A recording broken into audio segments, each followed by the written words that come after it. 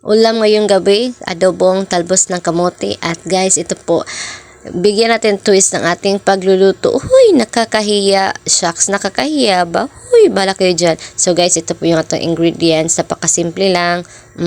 Ay, kukulamin ko kayo. Huy, di nga. Huy, nako, parang baliw. At guys, ito na. Magumpisa na tayo. Ihagpat na natin yung ating talbos ng kamuti. Ha? Tama ba? Sa Tagalog, bahala kayo dyan. At guys, ito, ang sunod ay iniwa ko na itong mga panakot.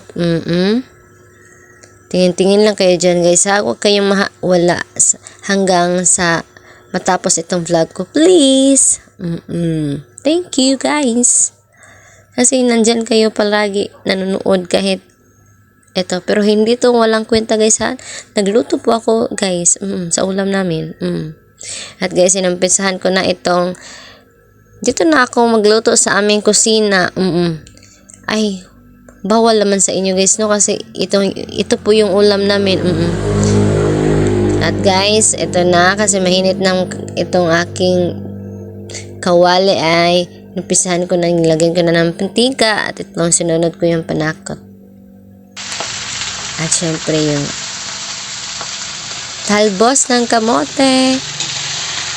At haluin lang, haluin. Para malasahan naman yung ating talbos ng kamote. At guys, patis na naman ating isunod. At haluin lang ng haluin. At syempre guys, lagyan natin ng tubig, no? Baka wala tayong masabaw. Baka makilaw po eh. At syempre, ang magic hindi po na yan mawawala kasi ito po yung ating pinaka-secret. Pinaka-masarap na sekreto. Tama ba? Shucks, bahala kayo dyan. Oy. Yun lang guys. Tikman na natin. Shucks, sarap, the best. Yun lang guys. Thank you for watching and God bless. I love you all. Bye. Mwah.